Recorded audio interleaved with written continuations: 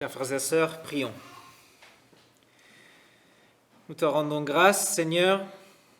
Nous te rendons grâce pour ta fidélité, pour ton amour et pour ton appel sans cesse avec ton évangile. Ta préoccupation, c'est notre salut. Ton dessein, c'est le salut de toute l'humanité. C'est pour ça que tu as donné ton Fils et c'est pour ça que tu nous as donné ta parole. C'est pour ça que tu nous donnes ce moment aussi. Que ton Saint-Esprit nous éclaire, qu'il nous guide en ce moment de réflexion, qu'il fasse son œuvre dans chacun de nos cœurs. Nous te le demandons dans le nom de Jésus.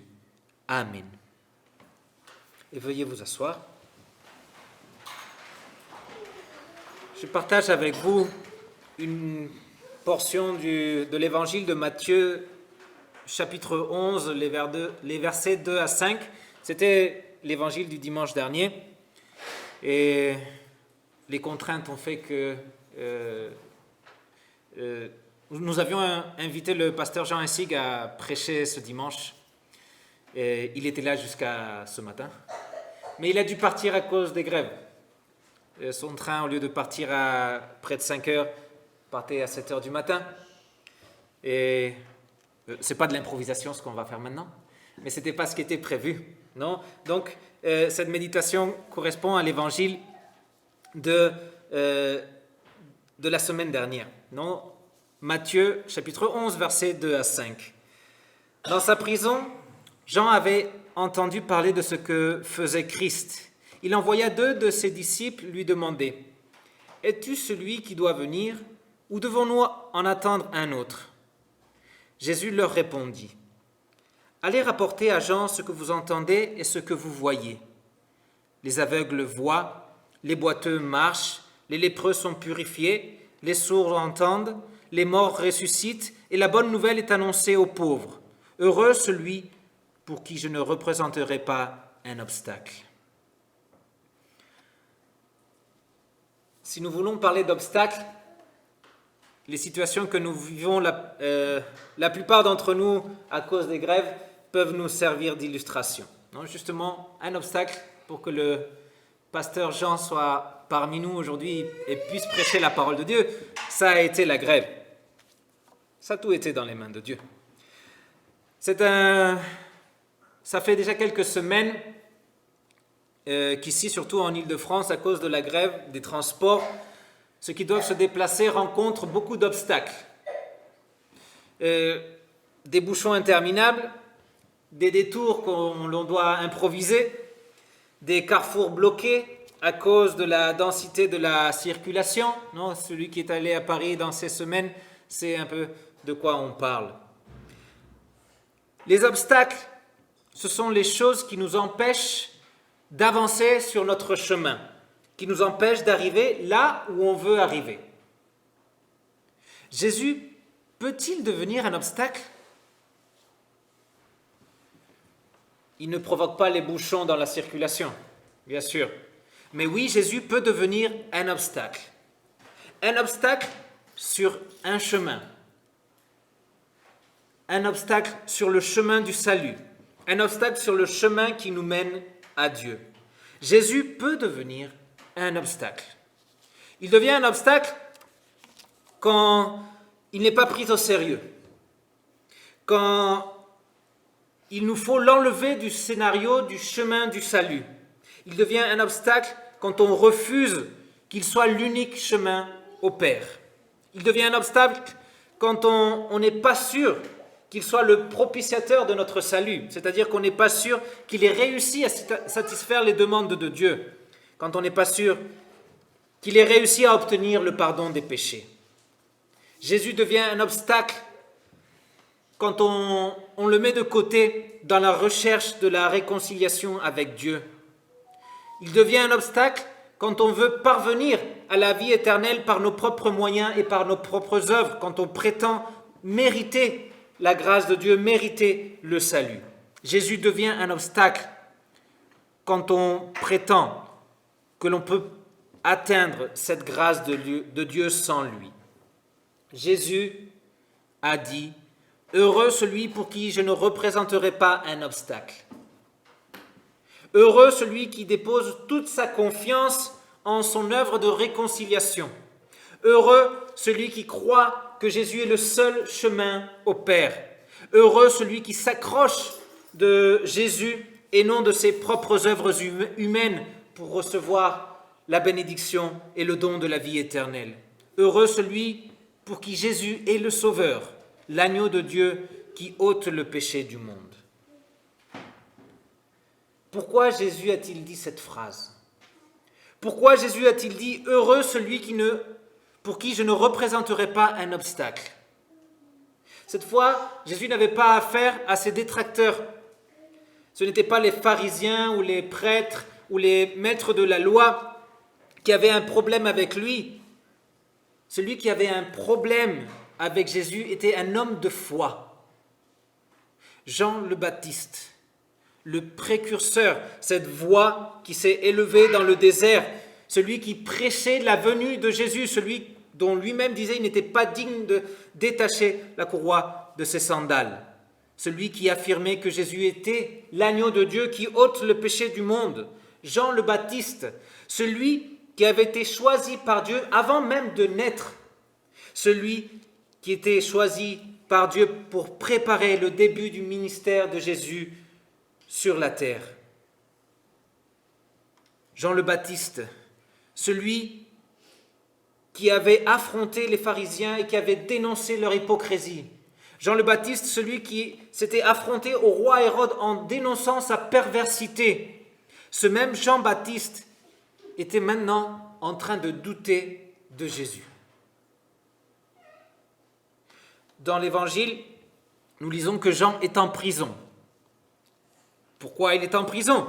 Bien, il a été incarcéré précisément par le roi Hérode à cause de son appel à la repentance et parce qu'il dénonçait la relation perverse qu'il avait avec la femme de son frère. Jean, en prison, est menacé de mort. Mais Hérode a peur du peuple et des réactions qu'il pourrait y avoir contre lui comme roi s'il exécute Jean, car Jean était considéré comme un grand prophète par le peuple.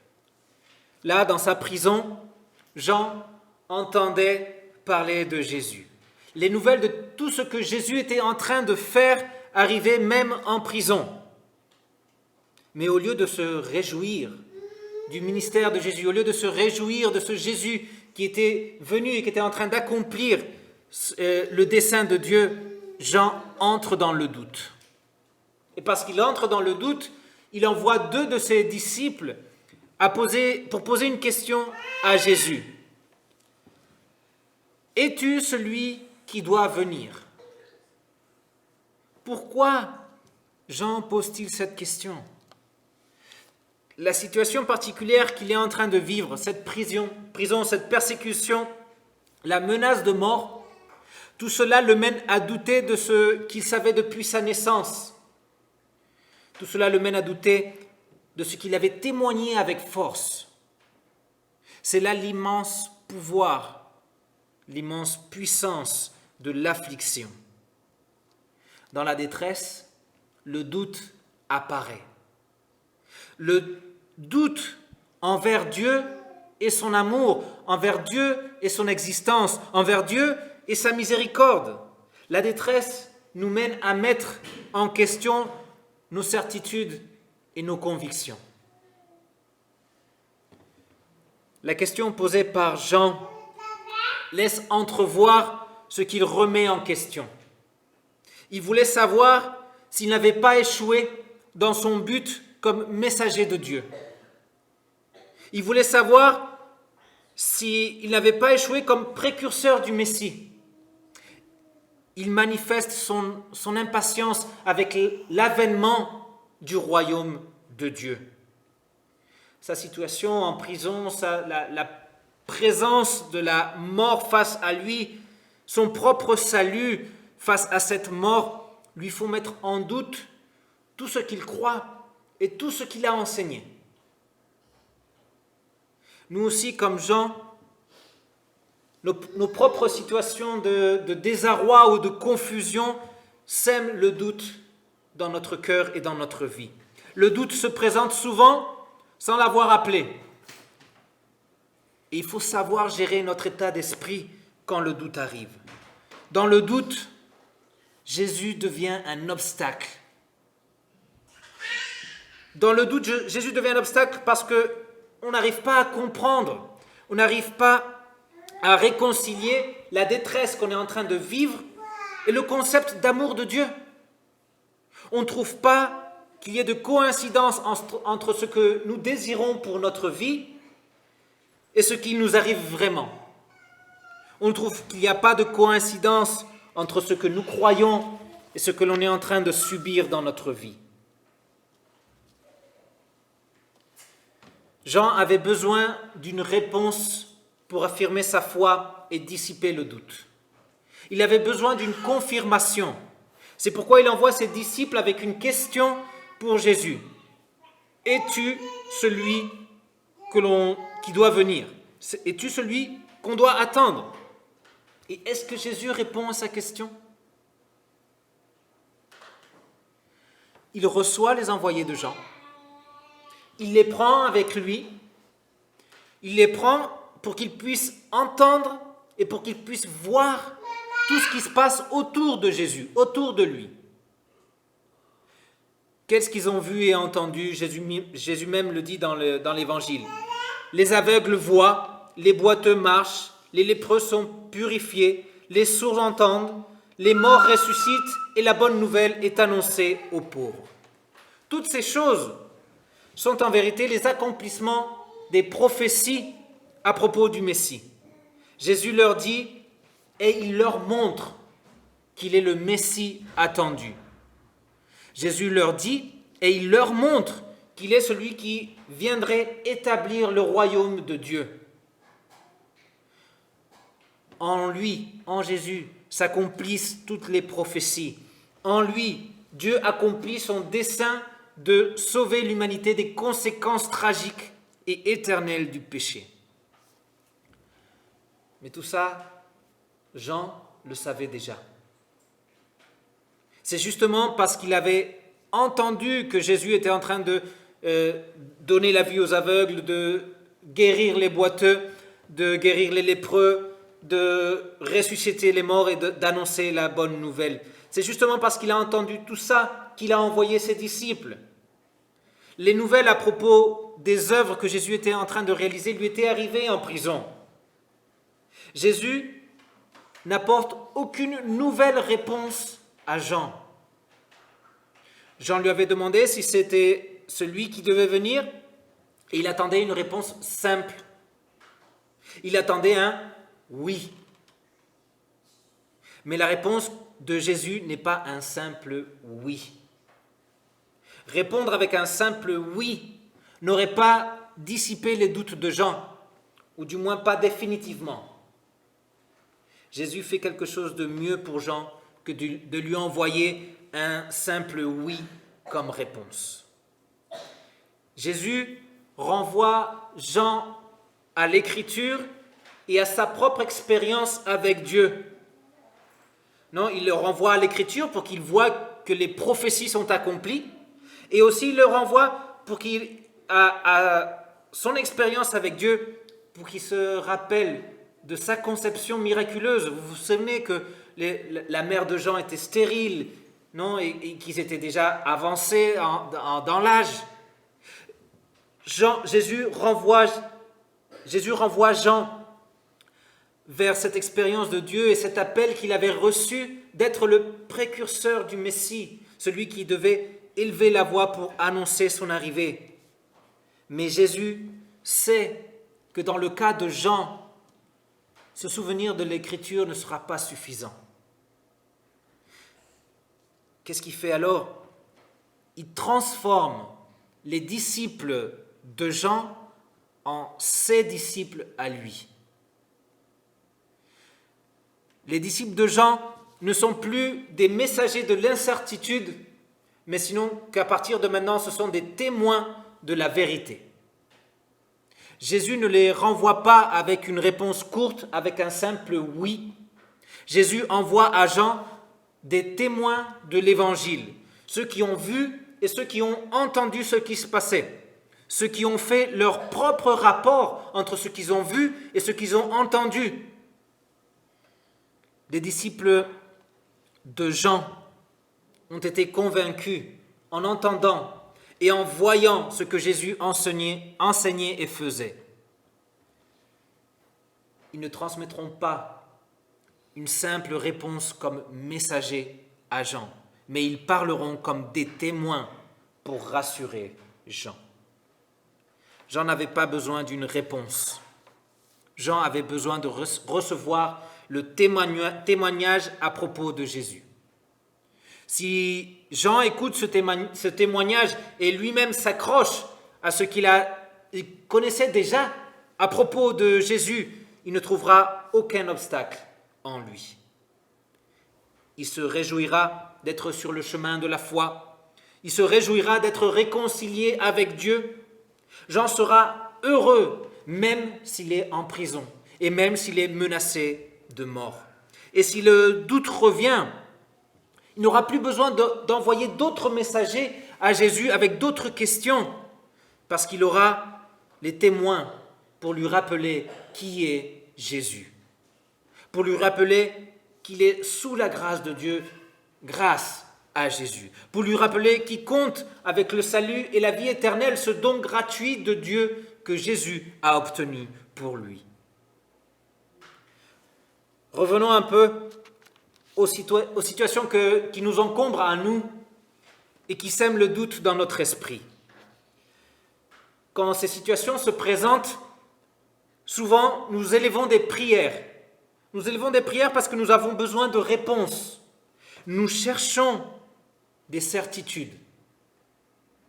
Et nous devons savoir que Dieu ne répond pas avec un simple oui ou un simple non. Il répond avec des témoins. Nous avons en premier lieu le témoignage écrit, la parole de Dieu, le témoignage le plus fidèle. Et c'est dans la parole de Dieu que nous trouvons la réponse de Dieu à nos prières. Mais comme dans le cas de Jean, dans notre confusion, il se peut que le message de la Bible ne soit pas suffisant pour nous. Dieu nous donne alors un élément supplémentaire pour renforcer notre foi. Nous avons le témoignage oral, celui des croyants qui nous ramène vers les Écritures, vers ce qu'on sait déjà, mais d'une façon différente. Les témoins nous ramènent vers l'Écriture avec la force de la conviction, parce que eux-mêmes sont des témoins, parce que eux-mêmes sont convaincus de ce que le récit de l'Écriture est vrai. Dans la détresse, nous avons la parole de Dieu. Et nous avons aussi le témoignage des autres croyants, nos frères et sœurs en Christ, qui nous rappellent la grâce de Dieu en Jésus-Christ, qui nous rappellent que cet enfant qui est né à Noël est notre Sauveur, qu'il est venu non pour qu'on lui prenne des photos dans une crèche, il est venu pour s'élever sur une croix pour notre salut.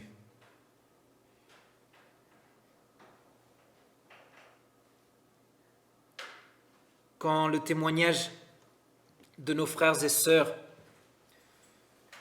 en conjoint avec le témoignage de l'Écriture, nous arrive, c'est alors aussi le moment du témoignage du Saint-Esprit. Quand on entend, ou quand on lit l'Écriture, quand on entend le témoignage de nos frères et sœurs sur la grâce de Dieu, on peut répondre quelque chose comme ça: ce que tu dis est vrai. C'est ce que l'Écriture nous enseigne. C'est ce que je savais déjà, mais que j'avais un petit peu oublié. Quand quelqu'un est dans la détresse, nous ne pouvons pas seulement lui dire « lis la Bible et prie ». Dieu veut que nous soyons témoins pour aider à affermir leur foi, raconter qui est Jésus et pourquoi nous lui faisons confiance. Présenter la figure de Jésus qu'ils ont besoin de voir et entendre, qu'ils connaissent déjà, mais qu'ils ont besoin de affermir nouvellement. Nous sommes des témoins. Nous avons passé les épreuves dans notre vie, la plupart d'entre nous des épreuves différentes, mais nous les avons passées accrochées à la croix de Jésus. Nous les avons passées accrochées à la grâce de Dieu en Christ. Nous pouvons donc témoigner qui est Jésus et pourquoi il est digne de confiance. Nous pouvons dire qu'il n'est en aucun cas un obstacle, et bien au contraire, il est le chemin. Nous pouvons être envahis par le doute, et ça nous arrivera.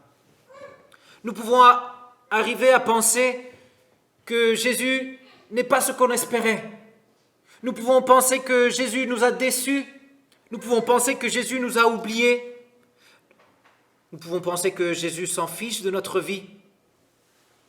C'est alors quand on a besoin de réfléchir de nouveau sur l'Évangile, de réfléchir de nouveau sur l'amour de Dieu qui a été capable d'offrir son Fils à notre place pour nous sauver.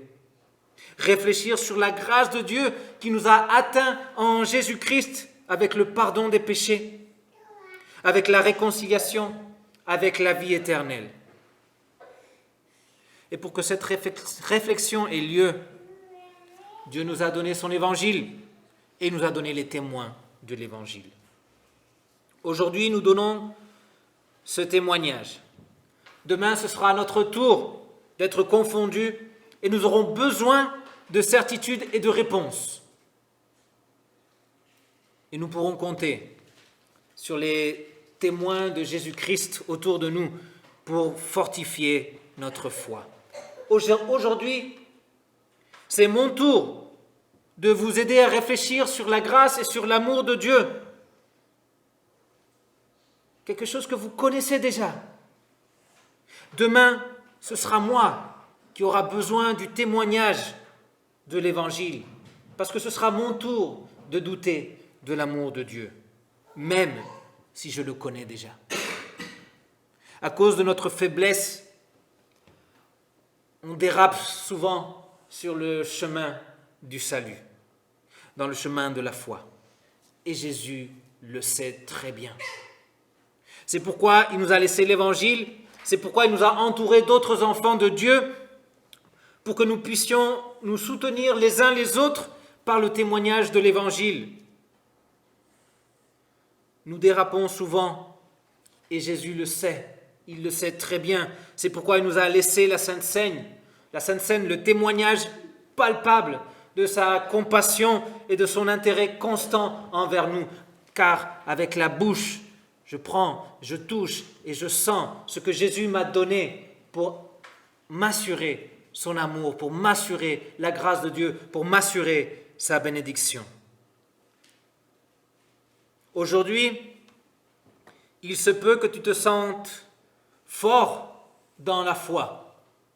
C'est magnifique que tu te sentes fort dans la foi. Témoigne à ceux qui sont affaiblis dans leurs circonstances accablantes. Aujourd'hui, il se peut que tu te sentes confondu dans la foi. Écoute le témoignage de l'Écriture. Écoute le témoignage que tes frères et sœurs partagent avec toi. Jésus n'a pas changé. Son amour envers toi perdure. Il est toujours le même. C'est le même amour qu'il avait quand il est né à Bethléem. C'est le même amour qu'il avait quand il est mort sur la croix. C'est le même amour qu'il a maintenant. Il l'avait quand il t'a reçu dans l'eau du baptême. Et il l'a aujourd'hui constamment envers toi. Ne trouve pas d'obstacle en lui. Au contraire, réfugie-toi en lui. Abandonne-toi à sa grâce et fais-lui confiance. Il est digne de cette confiance. En ce temps de l'Avent, préparation du temps du Noël, il y a beaucoup de monde autour de nous avec des questions. Des gens qui cherchent une réponse de la part de Dieu dans leur vie. Des gens qui cherchent, des gens qui trébuchent avec la foi, qui trébuchent avec Jésus, qui ne comprennent pas que Dieu est en train de les aimer, encore même s'ils sont dans la détresse, encore même s'ils sont dans un brouillard ou dans l'obscurité. Des gens pour qui Jésus est un obstacle. Des gens qui ont besoin d'écouter ce que nous avons entendu et vu. Des gens qui ont besoin de savoir, tout comme nous, que l'amour de Dieu en Christ est inépuisable, que sa grâce est toujours en vigueur, que ses bras sont toujours ouverts pour les recevoir, que Jésus ne chasse dehors à personne. Dieu a fait de nous ses témoins pour porter sa parole de grâce à tous ceux qui sont dans la confusion. Lui seul, Jésus, peut allumer une lumière dans l'obscurité. Lui seul peut renouveler la foi de celui qui est dans le doute. C'est un privilège pour nous de pouvoir participer de son œuvre en rendant témoignage de lui. C'est un soulagement pour nous, être confirmés et fortifiés dans la foi par ses dons de grâce. Heureux celui pour qui Jésus n'est pas un obstacle. Heureux celui qui, dans le doute, se tourne vers lui pour recevoir la confirmation de sa foi. Heureux celui qui participe par son témoignage dans l'œuvre réconfortante de la restauration de la foi que notre Seigneur réalise. Que la paix de Dieu, qui surpasse toute intelligence, garde vos pensées, garde vos cœurs en Jésus-Christ, afin que, si vous êtes dans le doute, la grâce du Seigneur vous réconforte. Et si vous êtes dans la certitude, la grâce de Dieu vous utilise pour la vie éternelle de tous et de chacun. Amen.